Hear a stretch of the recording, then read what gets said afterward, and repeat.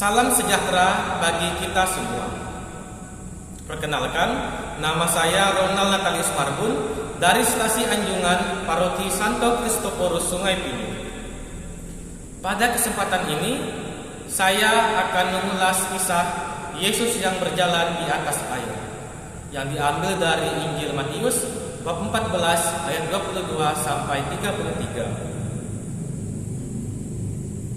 Sesudah itu, Yesus segera memerintahkan murid-muridnya naik ke perahu dan mendahuluinya ke seberang. Sementara itu, ia menyuruh orang banyak pulang. Dan setelah orang banyak itu disuruhnya pulang, Yesus naik ke atas bukit untuk berdoa seorang diri. Ketika hari sudah malam, ia sendirian di situ. Perahu murid-muridnya sudah beberapa mil jauhnya dari pantai dan diombang-ambingkan gelombang karena angin sakal. Kira-kira jam 3 malam, datanglah Yesus kepada mereka berjalan di atas air. Ketika murid-muridnya melihat dia berjalan di atas air, mereka terkejut dan berseru, "Itu hantu!" Lalu berteriak-teriak karena takut. Tetapi segera Yesus berkata kepada mereka, "Tenanglah, aku ini, jangan takut." Lalu Petrus berseru dan menjawab dia, "Tuhan, apabila Engkau itu, suruhlah aku datang kepadamu berjalan di atas air." Kata Yesus, "Datanglah." Maka Petrus turun dari perahu dan berjalan di atas air mendapatkan Yesus. Tetapi ketika dirasanya tiupan angin, takutlah ia dan mulai tenggelam lalu berteriak, "Tuhan, tolonglah aku." Segera Yesus mengulurkan tangannya, memegang dia dan berkata, "Hai orang yang kurang percaya, mengapa engkau bimbang?" Lalu mereka naik ke perahu dan angin pun redalah. Dan orang-orang yang ada di perahu menyembah dia. Katanya, "Sesungguhnya engkau anak Allah." Demikianlah sabda Tuhan. Saudara-saudari yang terkasih, kisah yang dialami oleh Petrus ini terkadang menggambarkan situasi kehidupan kita ketika kita menghadapi masalah. Ketika kita menghadapi masalah, tentu kita berdoa, minta pertolongan kepada Tuhan Yesus. Ketika Tuhan sudah mulai menjawab doa kita, terkadang kita lupa bahwa sesungguhnya Tuhanlah yang menolong kita. Kuasa Tuhanlah yang memampukan kita. Karena terkadang ketika kita bisa menyelesaikan suatu masalah, itu karena kemampuan pribadi kita. Padahal Tuhanlah yang menopang kita dan membuat kita menjadi kuat. Dalam kisah kitab suci ini dikisahkan Petrus dapat berjalan di atas air, namun tiba-tiba hampir tenggelam. Ia menjadi takut ketika ia diterpa oleh angin. Ia berpikir bahwa angin itu dapat menenggelamkannya. Padahal ia bersama Tuhan Yesus pada saat itu. Sesungguhnya jika kita sudah bersama Tuhan Yesus, tidak ada lagi alasan kita untuk takut. Petrus dapat berjalan di atas air saat itu karena ia yakin dan percaya. Ketika Tuhan Yesus berkata, "Datanglah," Petrus pun datang. Namun ketika rasanya angin, ia menjadi takut. Ia berpikir bahwa angin itu akan menenggelamkannya. Padahal Tuhan Yesus tidak akan mungkin membiarkan hal itu terjadi. Tapi karena rasa takutnya, ia meragukan kuasa Tuhan Yesus pada saat itu. Nah, dalam kisah kitab suci ini ingin dikatakan bahwa jika kita sudah bersama Tuhan, tidak ada lagi alasan untuk takut.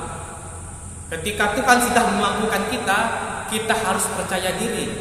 Ketika Tuhan sudah memanggil kita menjadi pelayannya, kita harus siap dan tidak boleh merasa tidak pantas. Karena Tuhanlah yang akan memantaskan kita. Ketika kita dipilih menjadi pelayan Tuhan, kita harus menerima dengan rela. Kita menerima dengan penuh sukacita. Sekalipun mungkin kita merasa kemampuan kita tidak seberapa, tapi Tuhanlah yang akan memberikan kekuatan. Seperti yang dikisahkan pada majalah Hidup, ketika terpilihnya Uskup Timika pada saat itu, Monsinyur John Philip Sackville.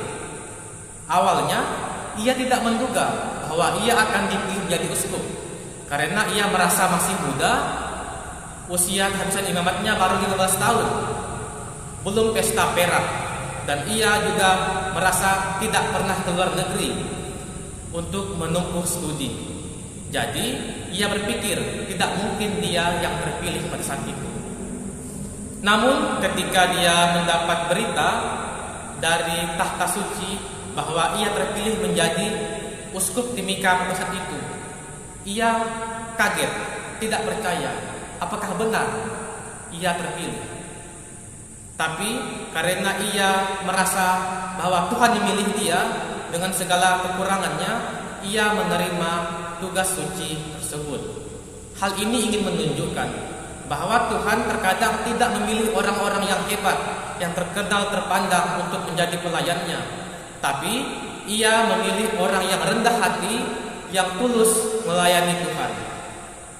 Dalam kisah Petrus tadi, Petrus bukanlah orang yang hebat, tapi kemudian ia terpilih menjadi pemimpin di antara para rasul dan kemudian menjadi paus yang pertama. Seperti kita ketahui, Petrus pernah 3 kali menyangkal Tuhan Yesus. Namun karena ketulusannya, karena kerelaan hatinya, kepasrahannya, dan kepercayaannya yang sungguh-sungguh kepada Tuhan, akhirnya ia menjadi pemimpin para rasul pada saat itu. Nah, kita juga demikian. Jika sudah dipanggil oleh Tuhan, jangan lagi merasa tidak pantas, jangan merasa takut, karena Tuhanlah nanti yang akan memantaskan kita. Kita dipilih, dipanggil oleh Tuhan menjadi pelayannya, Tuhan pasti akan mampukan kita untuk melaksanakan semua hal itu.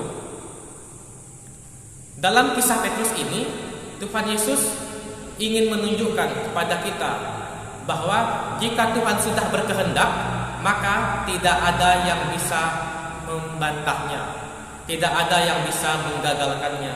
Ketika tangan Tuhan sudah membuka, 1000 tangan manusia tidak bisa menutup. Dan ketika 1 tangan Tuhan sudah menutup, 1000 tangan manusia tidak bisa membukanya. Artinya, jika kita sudah dipilih oleh Tuhan, maka Tuhan pasti akan menyertai kita.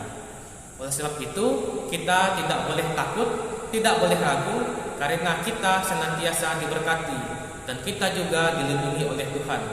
Dan ketika kita terpilih menjadi pelayannya, kita yakin bahwa semuanya itu kita lakukan untuk kemuliaan Tuhan, bukannya untuk mencari popularitas ataupun mengejar status sosial agar terlihat hebat, terpandang di mata umat ataupun di mata masyarakat. Tapi kita melakukannya untuk melayani Tuhan dengan penuh sukacita. Yang Tuhan minta kepada kita ialah beriman. Beriman artinya percaya tanpa syarat, bukan percaya dengan bukti. Percaya tanpa syarat artinya kita mengikuti Tuhan, apapun yang terjadi mampukan kita. Maka mari kita jadikan Tuhan sebagai sahabat seperjalanan kita, agar kita dapat sampai ke tujuan dengan selamat. Mari kita semakin dekat dengan kitab suci, agar kita juga dapat semakin mengenal Kristus sebagai penyelamat kita. Kita menjadi Alkitab yang berjalan, Alkitab yang hidup. Maksudnya, dengan melihat tingkah laku kita, perilaku kita, orang-orang akan mengenal apa itu isi ajaran Tuhan dalam kitab suci. Semoga Tuhan senantiasa memberkati kita. Amin.